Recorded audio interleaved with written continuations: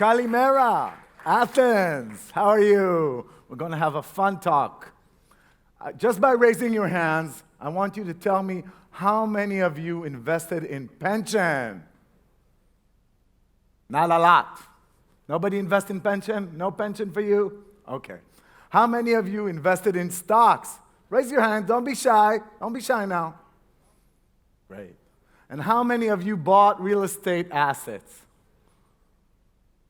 Not bad, not bad. So we have a mixed crowd tonight.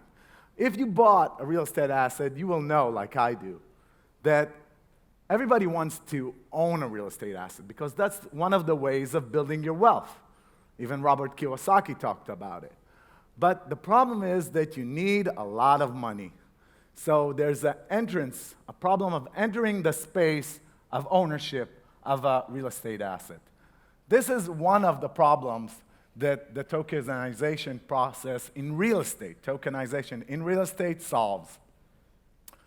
The other one is the asset owner. The asset owner, he wants to build another project. He wants to take another project. He wants to build more. He wants to create more. But he has a problem too. He doesn't have money. No money.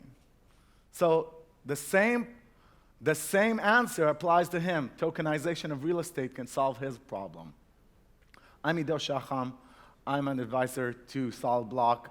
I'm co-chair of Fiber, which is an international organization that tries to implement blockchain technology in real estate, and we'll be talking about tokenization. My friends prior to me has talking to you about tokenization, but in the real estate space, it's a little different. And I'll start with an example. I came here a few days earlier, see? And I was hired by the Greek government to reconstruct the Parthenon, an ambitious project. Okay? So I came in, I signed the papers, I got a paper. All I have is a piece of paper saying that I can reconstruct the Parthenon. And you know what else? After I reconstruct it, I could take some money. If you want to enter the Parthenon, you'll have to pay a fee. So all I have is a piece of paper and my vision of the new Parthenon for the Greek government. Now, what do I need to start my project?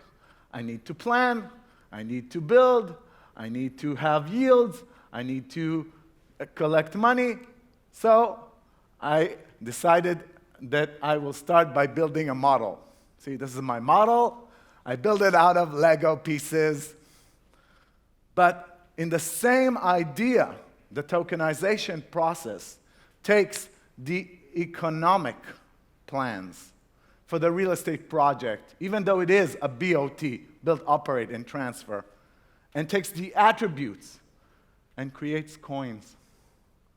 And if I were to really get hired by the Greek government, which I'm open for suggestions, then I would create the Parthenon coin, okay?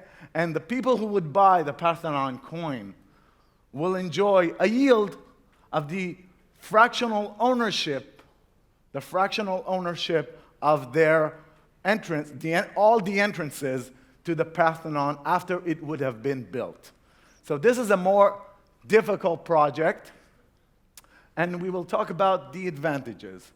So the initial coin offering, when I'm still with the paper, remember me, early me, this me, the visionary, will only have a piece of paper. I could still create an STO. I can create an initial coin offering for a security token, and I can tell you, if you give me your money today, then when I finish building the Parthenon, you will get the yield of tomorrow, my friends. So that's great.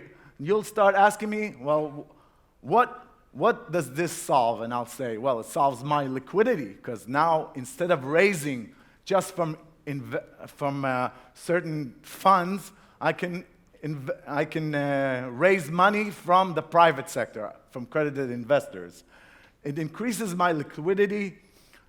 I'll be using smart contracts And we don't always have to use smart contracts. Regular contracts are enforced by the law. But if I want to raise money from people all over the world, then I need to use smart contract in order for it to be enforced by cryptography.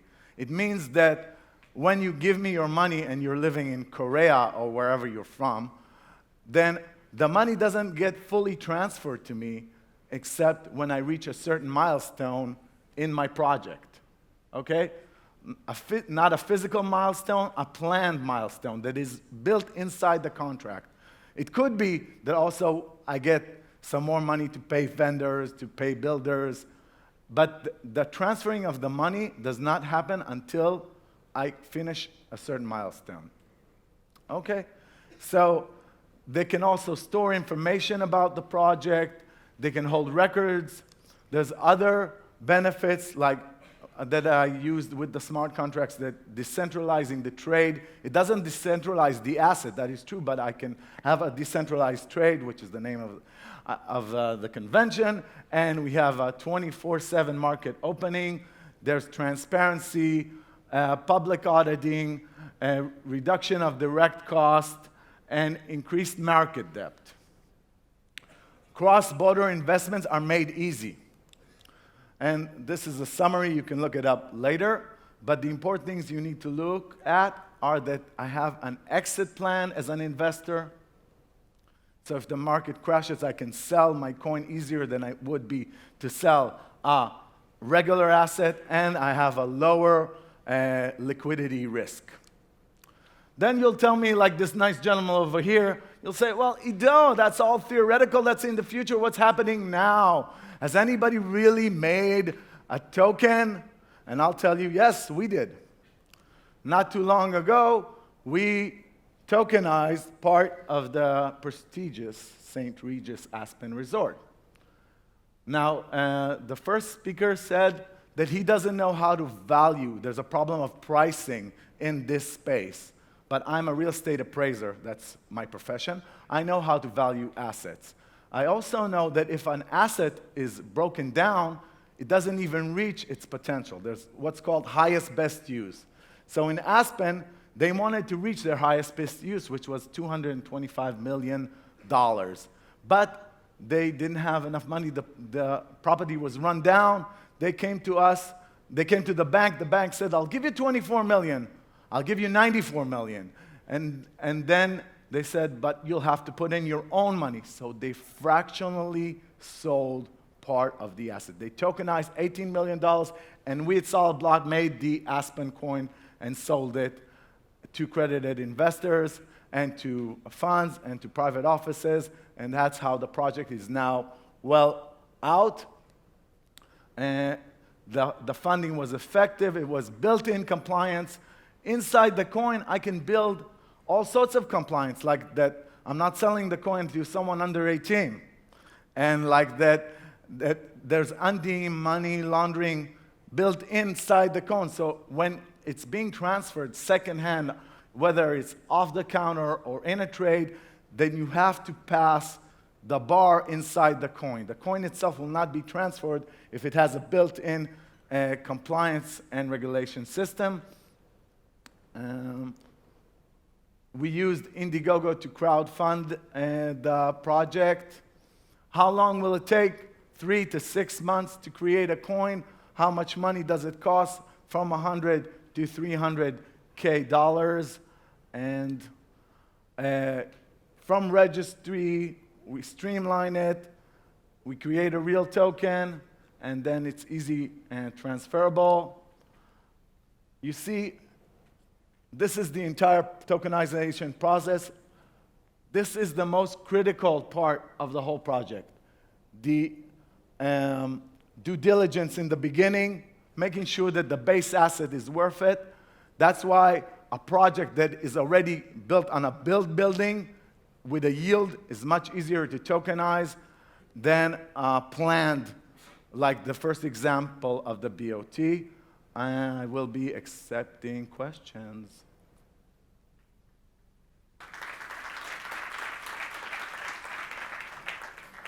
Thank you so much. I'm impressed. I must say, that guy's a rock star. really. Thank you so much. So we have many questions I can see. Let's start with the gentleman right there. Thank you. Thank you for your presentation.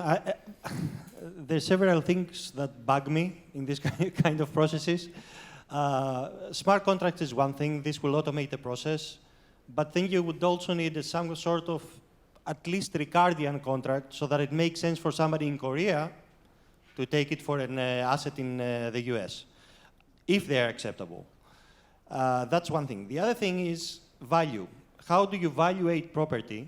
Because there's fluctuation in the market. And if you put it in an exchange, then there's speculation on the market, which is a completely different process. So these two things are interesting. Okay. I'll start with the second one because I understood it better. The valuation process of real estate is being done by chartered surveyors or real estate appraisers. These are the two guilds that are controlling the valuation process in real estate. There's techniques that have been made for over 150 years. So appraisal is a serious business, and I'm a real estate appraiser, so usually it's comparisons of assets, but there's other methods. It is true that if we have a built-in project and it's changing, the base asset is changing, there will be quarterly valuation added to the coin. So you could see how it is developing. Okay.